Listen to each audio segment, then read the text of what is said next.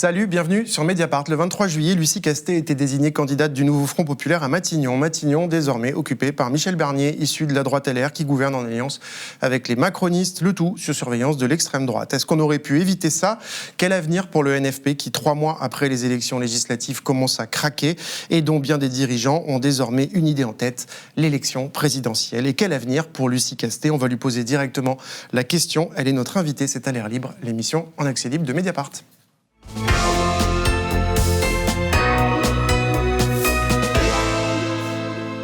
Bonjour Lucie Castet. Bonjour. Vous avez 37 ans, vous êtes économiste, ancienne élève de l'ENA, fonctionnaire, vous étiez porte-parole du collectif Nos Services Publics avant cet été.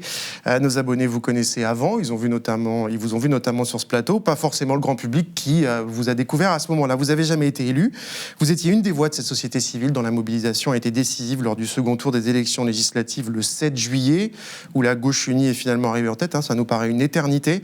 Et puis le 23 juillet, après pas mal de tergiversations, vous avez été désignée candidate du NFP pour Matignon. On voit là s'afficher le tweet que vous avez posté ce jour-là. Nous sommes prêts, avec sur la photo Manuel Bompard, Marine Tondelier, Olivier Faure et Fabien Roussel, les chefs des 4 partis de gauche. Sauf qu'aujourd'hui, le locataire de Matignon, il s'appelle Michel Barnier.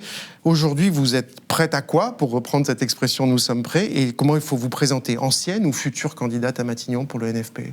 Aujourd'hui, on est prêt à 2 choses. La première chose, on est prêt à être dans l'opposition. Les parlementaires font un travail d'arrache-pied pour prévoir la suite, pour prévoir ce qu'ils vont proposer comme amendement pour s'opposer à ce que propose le gouvernement Barnier, qui sont là, à court terme, des mesures dans le projet de loi de finances, qui sont des mesures austéritaires et qui vont mettre à mal encore davantage les services publics, notamment. Et donc les parlementaires sont en train de travailler à des propositions alternatives, des propositions à la fois en dépenses et en recettes, j'imagine qu'on va y revenir. Ouais. Et par ailleurs, on est prêt à préparer la suite. Vous le disiez, on a des échéances électorales qui arrivent, et donc il faut que la gauche se mette en mouvement pour être réunie, et que le jour fatidique des élections, donc pas que les élections présidentielles, on a plein d'échéances électorales qui arrivent, il faut que la gauche soit unie, il me semble, pour parvenir à proposer une proposition alternative, une vraie alternance pour les Français qui attendent ça, il me semble, avec impatience pour une grande partie d'entre eux. Si on prend une hypothèse, au moment du vote du budget, par exemple, dans quelques semaines, le gouvernement Michel Barnier, mettons qu'il est censuré, il faut trouver un nouveau gouvernement. Est-ce que vous avez à ce jour la garantie que vous serez alors la candidate proposée par le NFP ? Ils se sont mis d'accord pendant l'été. Je pense que c'est de là qu'a procédé ma légitimité à parcourir la France cet été et à formuler des propositions. On a travaillé tous ensemble. Cette légitimité, elle ne s'est pas érodée, à mon sens, au cours de l'été. Mais en revanche, la situation politique est en train d'évoluer. On est dans une nouvelle séquence, là, une séquence d'opposition. Et ensuite, si le gouvernement Barnier tombe, ce qui est possible, on ne sait pas à quelle échéance, il faudra avoir de nouveau une discussion. Moi, j'ai dit que j'étais prête à prendre part à ces discussions et que j'étais prête à honorer l'engagement que j'avais pris le 23 juillet. Et si les circonstances évoluent, elles évoluent, on en reparlera. Vraiment, je suis très tranquille avec ça. C'est pas une question de nom, c'est une question de fond. Et je pense qu'il faudra qu'il y ait des nouvelles discussions. À ce moment-là, vous avez été choisi parce que vous incarnez cette société civile mobilisée. Aujourd'hui, cette société civile, elle se demande, 1, comment lutter contre l'extrême droite, 2, comment construire une alternative solide et unitaire à gauche, 3, comment on va l'aider à mobiliser dans les territoires que certains partis à gauche peuvent considérer, ou certaines personnalités de certains partis à gauche peuvent considérer perdus pour la cause. Elle se désespère aussi des batailles et des positionnements au sein de la gauche en vue de la sacro-sainte présidentielle à venir. On va y revenir aussi, mais à elles, à eux, qui ont tracté, frappé aux portes, mobilisé leurs proches, ou voté alors qu'ils ne le font pas d'habitude, vous leur dites quoi aujourd'hui ? Est-ce que vous ressentez aussi cette atonie, cette colère ? Moi, je les comprends, à elles, à eux. Je leur dis qu'ils ont été d'une efficacité incroyable entre les 2 tours, et que ça doit être, on doit garder les conditions qui rendent cette mobilisation incroyable possible. Et donc je leur dis, ne vous découragez pas, on est parvenu à avoir une gauche qui a déjoué tous les pronostics. C'est néanmoins, bien sûr, encore largement insuffisant pour gouverner. On a vu les obstacles que ça a posé cet été. Pour proposer un projet réellement alternatif, on a besoin d'avoir une majorité absolue. Et donc je leur dis, ça n'était qu'un coup d'essai.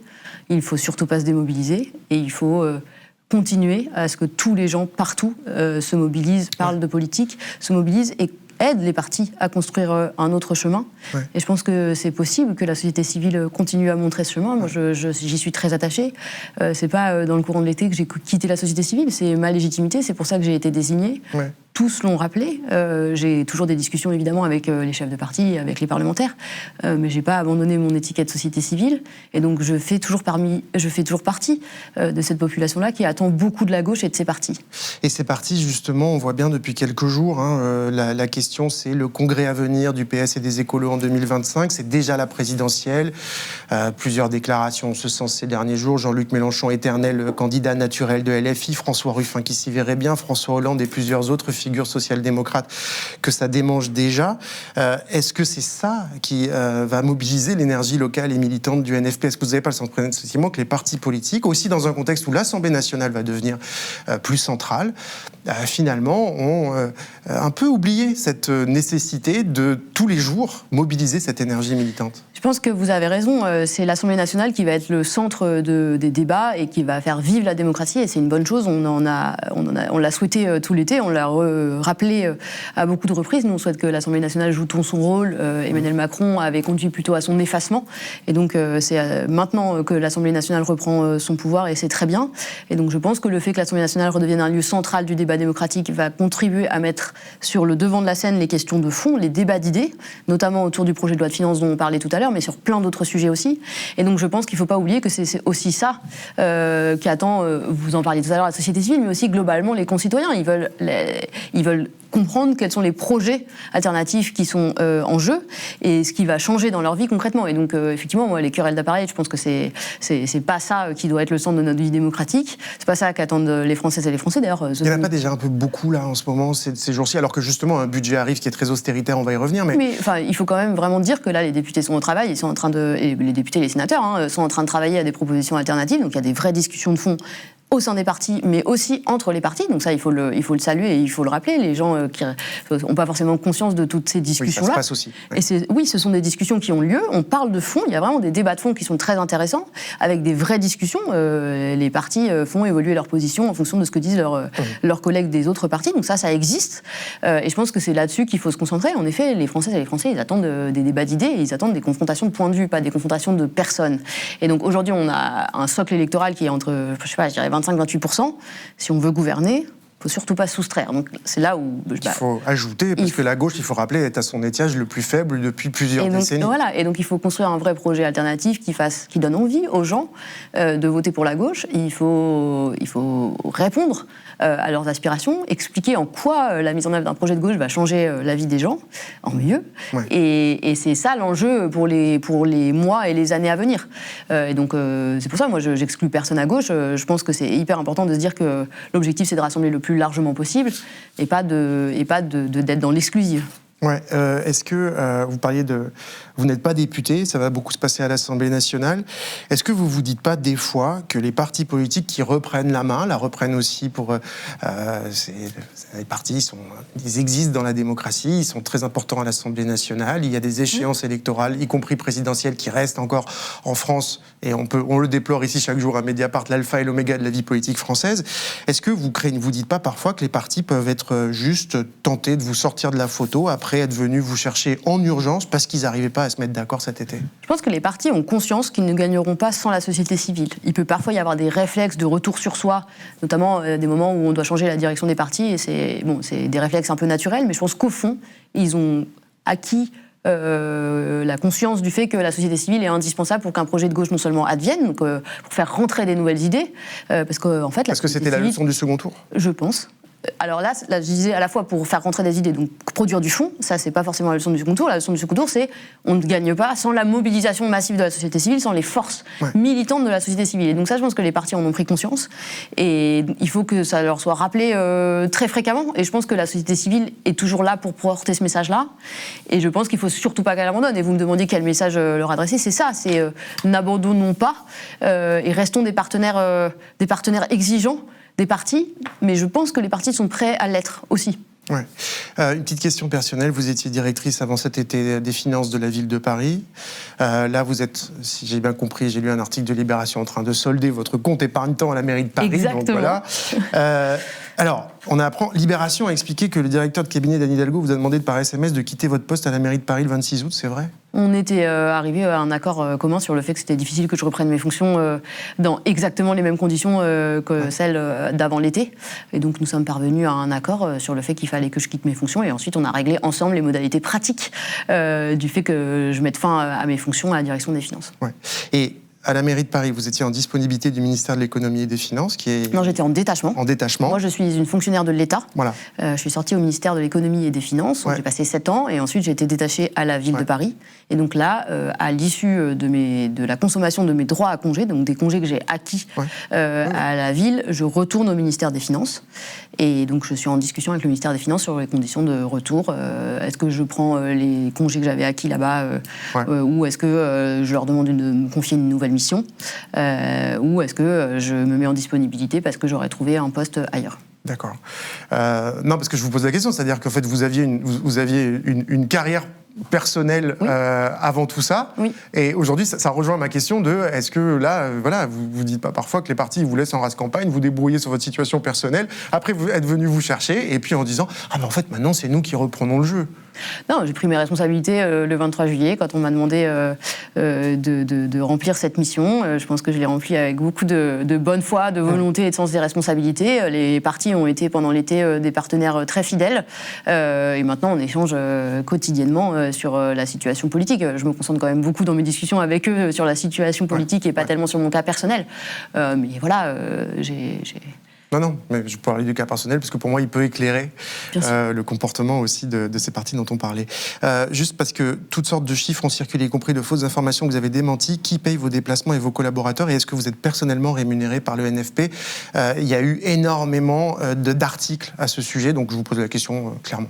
Alors, pendant l'été, il a été question, les partis ont proposé, quand je vous disais que c'était des partenaires fidèles, ils ont proposé pendant l'été qu'on mette en place une forme un petit budget pour rémunérer les collaborateurs et pour financer les déplacements. Il se trouve que les gens qui étaient autour de moi bénévolement l'ont fait sur leur congé, donc il n'y a pas eu besoin de mettre en place un budget. Ils ont pris en charge les partis, tous les déplacements en fonction de... Ils se sont fait une clé de répartition et ils ont pris en charge en gros 5 billets de train pour chaque déplacement.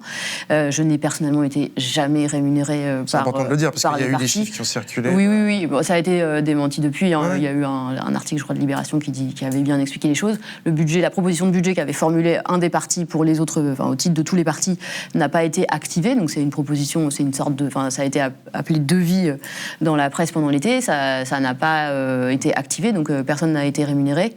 Et aujourd'hui, pour l'instant, j'ai pas de déplacement prévu. Quand j'ai des déplacements, on verra comment on s'occupe de la prise en charge financière. Parlons de la situation politique à gauche et de ce gouvernement aussi. Le gouvernement Michel Barnier, donc ce mardi, va probablement échapper au vote d'une motion de censure déposée par la gauche, à la fois pour protester contre la nomination de Michel Barnier à Matignon, et pas de vous, mais aussi contre l'austérité du budget qui vient. Je signale, cette émission, elle est tournée avant ce vote, mais il y a peu de chances qu'elle passe, car le Rassemblement national, on va dire, n'a pas encore décidé d'appuyer sur la gâchette.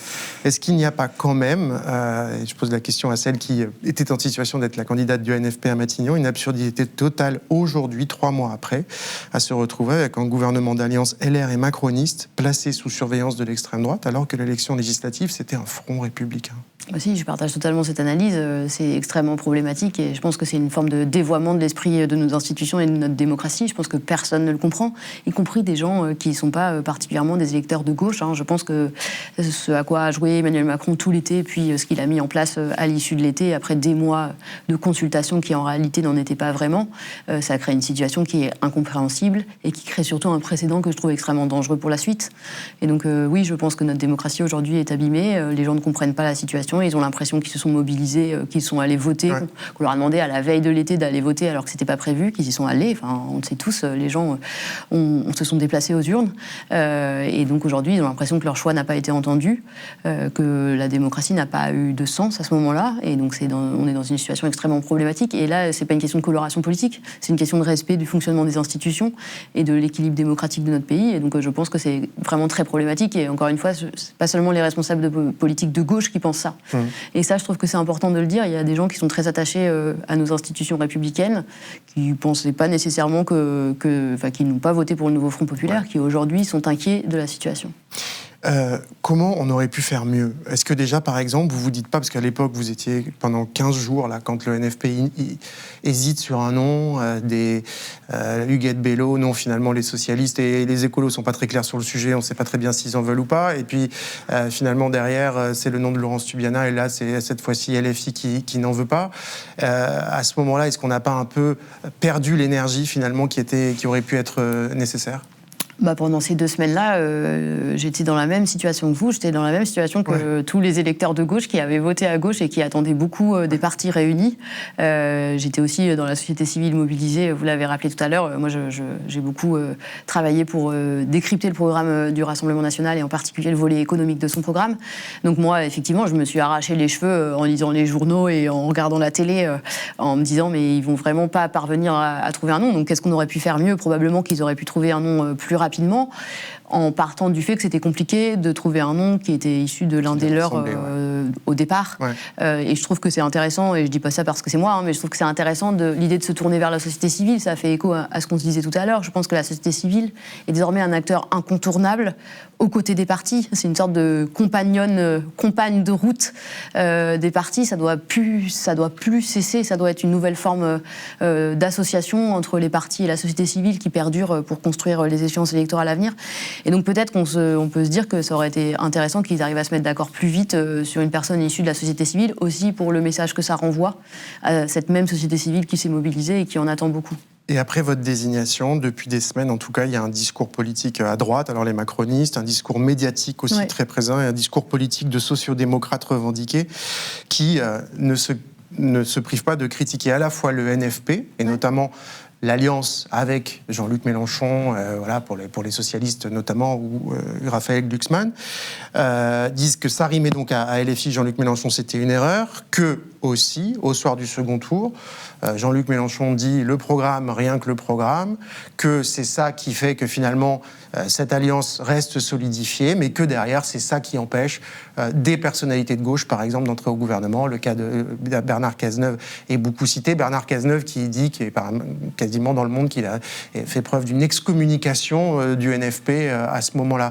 Quel regard vous portez sur ce discours ? Parce que ce discours, il est très présent. Donc, est-ce qu'il est très présent parce que c'est une construction politico-médiatique, ou est-ce qu'il est très présent parce qu'il y a des éléments de réalité ? Ce week-end encore, Cécile Duflot, qui était en Gironde, ministre écologiste, qui était à un événement de Raphaël Glucksmann de Place Publique, a dit on aurait pu quand même peut-être aller vers, je cherche la phrase, on aurait pu ouvrir davantage le débat sur une coalition climat. C'était ça peut-être qu'il fallait faire à ce moment-là. Donc c'est pas que des critiques de la droite du PS pour aller vite. Alors, comment vous répondez à ça un peu ? Le premier point qui est intéressant, c'est quand même que moi j'ai entendu personne qui dit une chose différente de il fallait que tous les partis de gauche s'allient, donc en créant le nouveau Front populaire au moment du deuxième tour des élections. Donc ça, je trouve que c'est quand même notable. C'est toujours facile, très longtemps après, de réécrire l'histoire, mais j'ai l'impression que personne ne conteste ça. C'est une première étape. Ensuite, une fois que le nouveau Front populaire a fait des scores qui étaient totalement inattendus, alors qu'ils sont encore des scores, on le disait tout à l'heure, pas incroyables si on veut aspirer à gouverner ce pays, mais c'est quand même des scores qui ont détrompé les pronostics, qui étaient beaucoup plus négatifs et qui mettaient quand même le Rassemblement national en tête. Et donc une fois qu'on a fait ces scores-là, à l'issue d'une mobilisation sans précédent, à la fois de la société civile, des collectifs, des assos, etc., mais aussi des électeurs qui ont répondu présent, on le disait tout à l'heure, lorsqu'Emmanuel Macron a annoncé qu'il procédait à cette dissolution de l'Assemblée, une fois qu'on a mobiliser ces gens-là, qu'est-ce qu'on leur dit ? On ne peut pas avoir un nouveau Front populaire qui éclate. D'ailleurs, l'inquiétude qui a monté très fort dans les 15 jours qui ont succédé à ce deuxième tour des élections témoignait du fait qu'il était inacceptable pour les électeurs que la gauche explose à l'issue de ce second tour. Et donc, une fois qu'on dit ça, comment on gère la suite ? Je pense qu'il n'y a personne qui dit qu'on n'aurait pas dû se mettre d'accord. Enfin, je ne sais pas, mais en tout cas, ça me semble irresponsable au moment où ça arrive. Ils refont l'histoire d'une certaine façon. Exactement. Je pense, en tout cas, moi, je ne vois pas quelle autre solution on avait pour que les électeurs de la gauche, dans leur ensemble, ne se sentent pas floués en disant mais en fait vous êtes unis, c'est une union de pacotille et vous explosez à la moindre secousse. Au contraire, j'ai ressenti plutôt une forme de soulagement des gens lorsqu'ils sont parvenus à trouver un accord sur un nom. Ensuite, il y a la question de comment on a conduit l'été. Moi, je pense que effectivement, c'était pas, le programme du nouveau Front populaire a été construit par les partis comme un programme pour gouverner de manière avec une majorité absolue. Personne ne se présente devant des électeurs en disant voilà mon programme de majorité relative. relative, ce serait un aveu d'échec, ce serait complètement absurde. Donc le programme a été construit pour une majorité absolue, et donc ça veut dire que lorsqu'on constate le fait que nous n'avons qu'une majorité relative, alors il faut tirer des conclusions en disant le programme c'est une base de travail, c'est là-dessus que c'est ça qui va nous servir à fixer en quelque sorte l'agenda du gouvernement, et ensuite ça donnera lieu à des discussions politiques au Parlement, texte après texte, et c'est ce que nous avons dit. Nous avons dit très vite que nous n'envisagions pas une grande coalition gouvernementale, y compris une coalition climat, comme pourrait dire Cécile Duflot, parce qu'il est extrêmement difficile de construire une coalition avec des gens qui portent un projet politique tout autre, y compris avec les gens les plus au centre, y compris le camp présidentiel, qui ont porté des politiques publiques qui s'opposent totalement à ce qui a été porté par le nouveau Front populaire en tant que coalition devant les électeurs dans les urnes. Donc ça n'aurait eu aucun... Enfin, ce serait extrêmement difficile à comprendre pour les gens qu'ils ont voté pour quelque chose et qu'ensuite on va leur dire oui, bon, vous avez voté pour ça, mais finalement on va s'allier avec des gens qui prônent exactement l'inverse de ce que nous vous avons proposé dans les urnes. En revanche, en constatant le fait qu'on n'avait qu'une majorité relative, oui, il était nécessaire de construire des majorités texte par texte, et pour cela, et c'est ce que moi j'ai essayé de dire d'emblée, et je pense que ça a été très peu écouté avec une partie de mauvaise foi, j'ai dit d'emblée, on devra choisir des éléments dans notre programme qui seront de nature à construire des consensus et des accords au Parlement, et texte par texte, notamment sur les sujets fiscaux. Moi, j'en ai fait le constat quand j'ai parlé à plein de gens au téléphone cet été, y compris des gens hors Nouveau Front populaire, bien sûr, on avait des accords qui étaient possibles, et avec des curseurs différents de ceux qui étaient posés par le Nouveau Front populaire, mais il y avait des accords possibles. Et donc je pense Vous avez dit notamment, j'ai parlé à Jean-Paul Mattei du MoDem, à Courson chez Lyot, à Stéphane Lenormand chez Lyot, aussi à Villepin, aussi à Cazeneuve d'ailleurs. Oui, tout à fait. Voilà. Mais d'ailleurs, j'ai eu des conversations très agréables avec tous ces gens-là. On n'était pas du tout... dans des discussions. Donc ce qui se passe là, pour résumer, c'est quoi? C'est des gens qui jouent des batailles finalement internes à des partis ou des questions un peu pour la suite, en refaisant l'histoire de cette constitution du NFP. Je pense qu'on refait un peu l'histoire. Il y a une forme d'anachronisme à dire oui, c'est très dangereux de s'être allié avec la France Insoumise. Moi, je pense que ce qui a été très dangereux, c'était de dire les électeurs ont voulu quelque chose, ils ont soutenu le Nouveau Front populaire, les Insoumis ont quand même le premier groupe à l'Assemblée, et du jour au lendemain, on tourne le dos à ça et on dit non, mais en fait, vous avez voulu l'union, mais on l'a détruit d'aussi sec. Enfin, ça aurait été incompréhensible pour les gens. En tout cas, c'est pas moi le mandat que j'ai reçu et que j'ai accepté. Donc je pense qu'il y a une forme de mauvaise foi ensuite de la part des macronistes qui racontent que si ça n'a pas fonctionné, si on n'a pas pu gouverner à gauche, c'est parce que la France Insoumise et le Parti communiste et le Parti socialiste et Europe Écologie Les Verts se sont drapés dans la pureté du programme. C'est faux. C'est faux.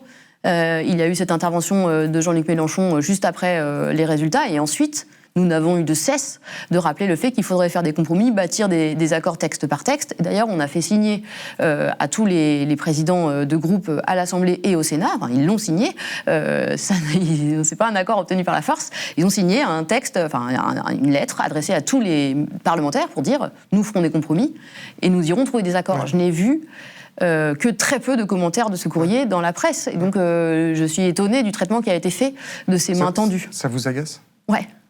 Ça m'agace parce qu'en fait, c'est d'une certaine manière choisir de ne pas faire supporter la responsabilité de la situation que nous vivons aujourd'hui au président de la République, qui est le responsable principal de cette situation. Le président de la République qui se présentait comme le rempart face à l'extrême droite, qui aujourd'hui nous met entre les mains du Rassemblement national. Ça c'est plus que ça m'agace, ça m'effraie. Alors, si on ne refait pas le film à l'infini, ce qui vient avec certitude maintenant, c'est dans 2 jours, jeudi, la présentation d'un des budgets les plus austéritaires depuis bien longtemps, 60 milliards d'euros de coupes dans les dépenses publiques, dont 40 milliards sur le budget de l'État, 15 milliards sur la sécurité sociale. C'est des chiffres, personne ne se rend compte de ce que ça veut dire. L'impact, si c'est voté de cette façon-là, l'impact, c'est quoi dans la vie des Français demain ? Alors, les impacts des mesures qui sont pour l'instant envisagées, sur lesquelles on n'a pas beaucoup d'informations. Moi, j'avais plutôt en tête 60 milliards découpés de la manière suivante, 40 milliards de dépenses en moins et 20 milliards de recettes supplémentaires grâce à des nouveaux impôts. Déjà, ce qui est très important de dire, c'est quand même que Michel Barnier, à bas bruit, d'une certaine manière, renonce à la politique économique et financière qui a été menée par les gouvernements successifs pendant les 7 dernières années, qui est celle d'une forme d'approche totalement dogmatique de l'outil fiscal, de l'impôt. Pourquoi ? Parce qu'il fait la taxe sur les plus hauts foyers et les entreprises, mais il va la faire, ça ? On va voir, parce que ça, je sais pas. Les macronistes sont en grande partie contre. Oui, ce qui illustre totalement le fait déjà que la majorité qu'on nous annonce n'est pas si soudée que ce qu'on a bien voulu nous dire, en tout cas qui est moins soudée que le nouveau Front populaire. On parle... Enfin voilà, je pense que c'est important de le souligner. Et puis on a une forme de renoncement à cette politique qui a été menée depuis 7 ans de manière vraiment dogmatique. L'idée de vouloir absolument refuser le fait de toucher aux impôts, voire au contraire de réduire année après année les recettes fiscales, ça c'est vraiment important. Et donc c'est pour ça que ça soulève un tollé dans le camp présidentiel, puisqu'on dit non, on continue cette politique, on ne touche absolument pas aux impôts. C'est important de le noter et ça donne l'impression qu'ils ne sont pas vraiment de boussole de politique économique. Enfin, voilà, y a pas, en tout cas, il n'y a pas d'union, il n'y a pas d'unité dans la pensée de la majorité actuelle. Sur la réduction des dépenses, c'est extrêmement important parce que ça va avoir comme conséquence dans la vie des gens. Sur le budget, le PLFSS, projet de loi de finances de la sécurité sociale, une grande partie des ressources, enfin des économies qui sont recherchées, elles seront par exemple sur le déremboursement de consultations médicales. Ça, qu'est-ce que ça veut dire concrètement ? Ça veut dire qu'il y a déjà des gens qui renoncent aux soins parce que ça coûte trop cher, qui vont encore davantage renoncer aux soins. Ça, c'est pas la majorité des gens. La majorité des gens, ils ont une mutuelle. Qu'est-ce que ça veut dire ? Ça veut dire qu'il y a une partie des dépenses qui vont se reporter sur les mutuelles, et donc ça veut dire que les tarifs des mutuelles vont augmenter, donc les gens vont devoir payer encore plus cher pour se soigner. Et ça veut dire quoi ? Ça veut dire qu'on remplace de la dépense publique par une multitude de petites dépenses privées, qui en fait est de la dépense qui est moins efficace. Les mutuelles, globalement, ça coûte plus cher parce qu'il y a des frais de gestion, etc. En moyenne, la mutuelle, ça coûte plus cher que l'assurance maladie. Et ça veut dire aussi moins de services publics. Le discours dans ce cas-là, c'est toujours dire « mais non, on va faire mieux avec moins ». Qu'est-ce que vous en dites, vous, ancienne porte-parole du collectif Nos Services Publics, de cette phrase toujours entendue ? Cette phrase, à mon sens, est un non-sens. Faire mieux avec moins, on a déjà des écoles où il n'y a pas de profs devant les élèves. On a des services de santé dont les urgences sont fermées la nuit. Donc faire plus avec moins, alors qu'on a des services publics qui sont exsangues, c'est intolérable. C'est intolérable d'entendre ça. On nous dit faire plus avec moins. Qu'est-ce que ça signifie ? Dans le discours de politique générale de Michel Barnier, il dit on va avoir recours à des retraités pour enseigner à nos enfants et pour soigner à l'école. Quel niveau d'ambition ? J'ai évidemment rien contre les retraités. Les retraités ont gagné durement leur retraite et donc doivent pouvoir jouir de leur retraite tranquillement. Mais surtout, qu'est-ce que ça veut dire dans un pays comme le nôtre ? On est dans un pays riche, extrêmement développé, d'avoir recours à des retraités pour enseigner à nos enfants et soigner nos concitoyennes et nos concitoyens. Enfin, on est dans une situation de renoncement qui est extrêmement problématique. Doit-on le rappeler ? L'éducation, l'investissement dans l'éducation, c'est ce qui fait la richesse de demain. Il y a des pays qui ont réussi à atteindre des niveaux de développement extrêmement élevés parce qu'ils ont investi massivement dans l'éducation. On est en train de faire exactement l'inverse. Donc on est dans une situation où les services publics sont déjà exsangues, ils ont besoin d'un boost à la fois de moyens mais aussi de sens dans ce que ça veut dire servir le public, être au service des concitoyennes et des concitoyens. Mais là, non seulement on ne va pas restaurer à la mesure dont ils ont besoin, mais en plus on va encore plus réduire. Par exemple, dans les coupes, ils ont annoncé des coupes en matière d'aide à la rénovation thermique des logements. Ça veut dire quoi ? 1 milliard d'euros, donc c'est beaucoup plus qu'il est envisagé. 1 milliard d'euros en moins, c'est l'équivalent d'un renoncement à la rénovation thermique de tous les logements de la ville de Lille. C'est immense. Donc ça va avoir un impact très concret sur la vie des gens qui vivent déjà soit dans des passoires thermiques, soit dans des bouilloires. Donc il fait très chaud l'été, très froid l'hiver. Tout ça veut dire une vie qui ne s'améliore pas, voire qui se détériore. En parlant de pauvreté, de précarité énergétique, on le révèle aujourd'hui sur Mediapart, sous la plume de Lucie Delaporte, le ministère de l'économie a décidé de ne plus verser directement le chèque énergie à peu près 6 millions de bénéficiaires, qui sont des gens qui gagnent très peu d'argent. Il faudra désormais le demander en ligne et on sait que dans ces cas-là, on a expérimenté déjà, le taux de non-recours est très fort. Alors, les gens ne demandent pas l'aide si c'est en ligne. Qu'est-ce que vous en pensez ? Ça montre qu'il y a une absence de boussole totale. Je viens de le dire, le gouvernement annonce des coupes immenses dans la rénovation thermique des bâtiments, des logements. Et par ailleurs, il annonce cette mesure, ou il va annoncer, si j'ai compris ce que vous m'avez dit. Et donc on est dans une situation où on fait des choses qui sont totalement contradictoires. On vient encore plus faire peser les dépenses d'énergie sur les plus précaires, là où on refuse d'augmenter significativement les impôts sur les personnes qui sont les plus aisées et sur les très grosses entreprises qui font des profits immenses. Et on va aller faire des économies sur les plus précaires, tout en leur disant que désolé, il n'y a plus d'argent, on ne va pas pouvoir rénover thermiquement votre logement. Il n'y a aucune cohérence et on ne prépare pas l'avenir en faisant ça, c'est irresponsable. Vous l'auriez passé comment, vous, ce mur du budget avec des contraintes très fortes? Le NFP, vous me détrompez si je dis n'importe quoi, mais c'était 90-100 milliards de recettes supplémentaires dès 2025. Chez les ultra-riches, les multinationales, une taxe sur les transactions financières. On a fait une émission la semaine dernière où l'économiste Anne-Laure Delatte, que vous connaissez, dit en réalité, vu les contraintes actuelles, la pression des marchés et de l'Union européenne, on aurait pu trouver en réalité que 45 milliards, 1 ou 2 ans. Ça nous ramène à la conversation tout à l'heure, le programme, rien que le programme. Mais vous l'auriez négocié comment mettons-nous dans la situation où vous auriez été nommé à Matignon et pas censuré, mais pour nous donner une idée de ce qui est faisable et envisageable. Déjà, on l'aurait construit collectivement. Ouais. On n'aurait pas construit comme ça. C'est-à-dire là, il faut le rappeler, le budget, il a été préparé par un gouvernement démissionnaire, dont on nous a dit qu'il ne prenait plus d'orientation politique. Vous le savez, il n'y a rien de plus politique qu'un budget, puisque le budget, ça traduit mais par exemple, en actes. Vous auriez fait quoi Alors, déjà, donc, comme je disais, on l'aurait construit collectivement et on aurait pris en compte les contraintes. Les contraintes, elles nous sont révélées au compte-gouttes parce que en fait, on les a connues un peu plus tard par rapport à exactement. Elles ont été et d'ailleurs, c'est une des conversations que j'ai eues avec le président de la République quand on a été reçu à l'Élysée. Et il m'a dit comment allez-vous construire votre budget? Je lui ai dit je me permets de vous retourner la question, Monsieur le Président. Tout dépendra du timing dans lequel vous nous mettez. Tout dépendra du calendrier dans lequel on est. Donc, il aurait fallu prendre acte et c'est le sens du propos d'Anne-Laure Delatte que vous rapportez. Il aurait fallu prendre acte de la détérioration de la situation avec un déficit plus important que prévu. Et donc, nous, ce qu'on dit, c'est on avait un projet qui était responsable, avec une cible en recettes qui doit être évaluée en fonction de la situation. C'est à peu près l'ordre de grandeur que vous a donné Anne-Laure Delatte, c'est de l'ordre de 45-50 milliards d'euros de recettes supplémentaires. Et ce qu'on disait, c'était qu'on allait dédier une partie de ces recettes supplémentaires à la réduction du déficit. Donc quand même, c'est une politique qui est extrêmement responsable et qui est pensée. Et ensuite, on allait financer nos mesures nouvelles, nos dépenses nouvelles, grâce à une partie de ces recettes. Je voulais vous soumettre sur cette question économique une analyse de Yanis Varoufakis il y a quelques jours à Libération. Il a dit, c'est l'ancien ministre de l'économie grec sous le gouvernement d'Alexis Tsipras, il a ensuite rompu avec Alexis Tsipras, il n'est plus élu aujourd'hui, mais il garde toujours ce regard, et notamment sur la France. Il dit, le NFP, le problème c'est qu'il n'a pas dit aux Français que leur programme impliquait un conflit avec l'Union européenne. Et il dit, c'est son analyse, j'ai pas de doute sur le fait, moi, que Mélenchon ira au clash avec l'Union européenne, mais pas les socialistes, c'est pas dans leur ADN, pas non plus les Verts.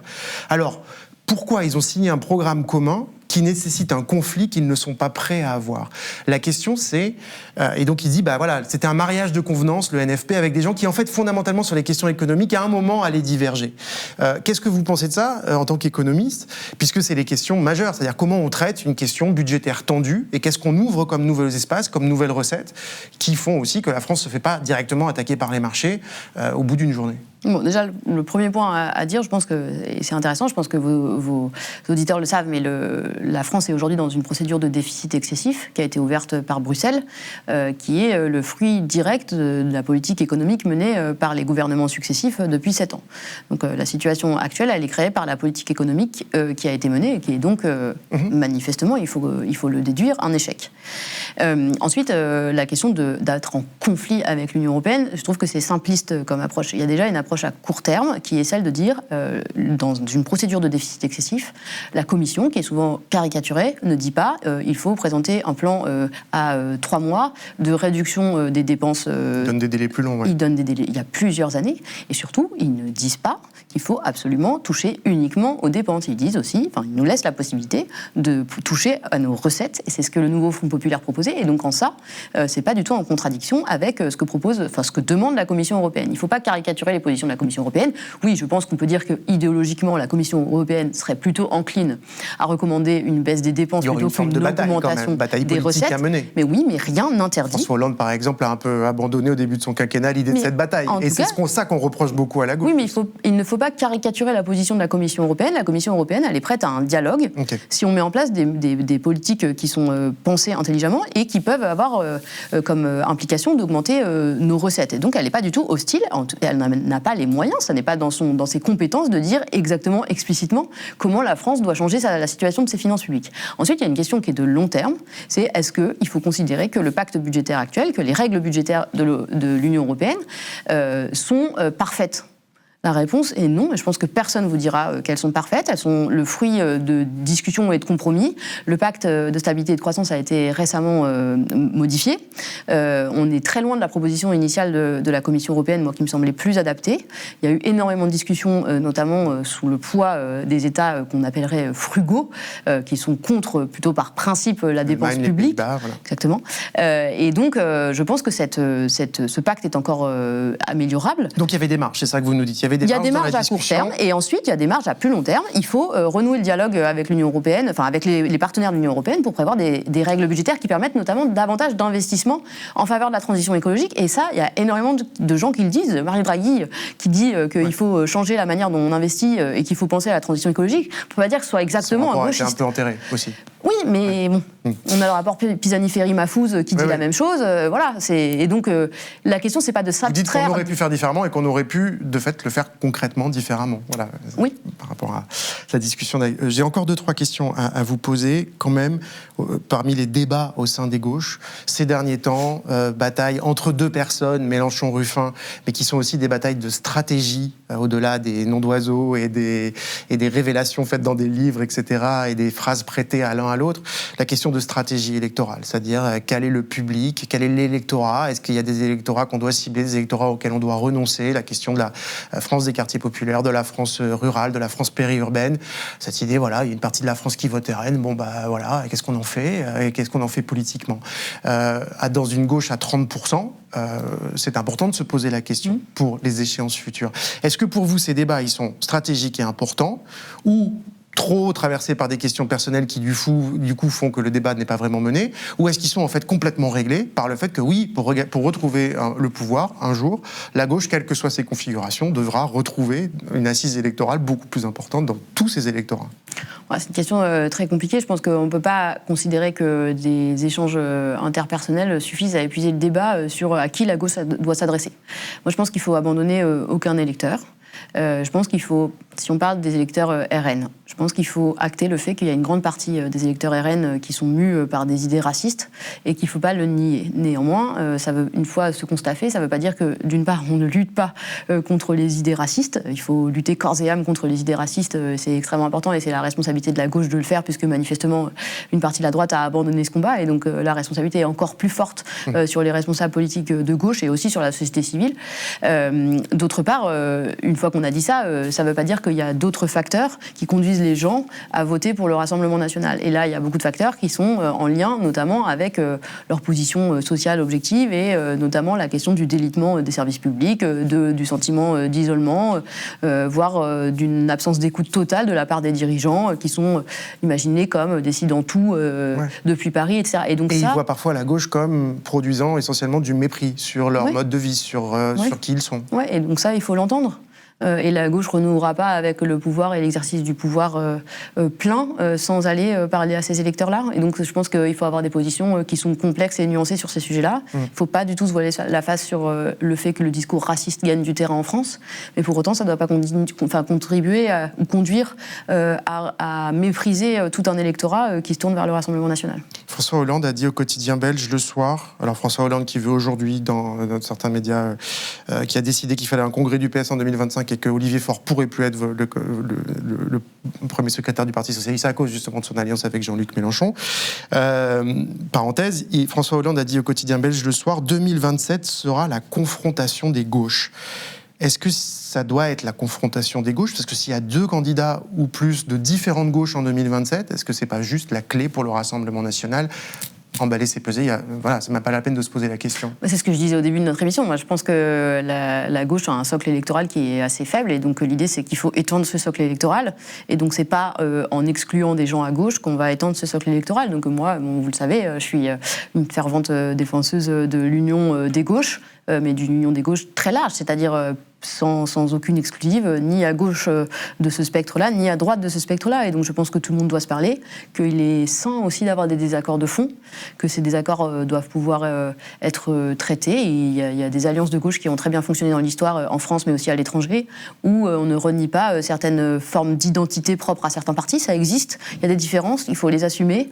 Il faut essayer d'en résoudre si certaines semblent absolument intolérables ou empêcher de fonctionner. Mais moi, je pense qu'on peut les on peut les dépasser, il ne faut pas souhaiter toutes les supprimer. Donc en tout cas, je pense que si la gauche veut revenir au pouvoir et gouverner, il faut être dans l'union et pas la désunion. Et encore une fois, l'union, c'est pas l'uniformité. Et donc il faut accepter ça. Et je pense que si on n'accepte pas ça, on n'a aucune chance de gagner en 2027.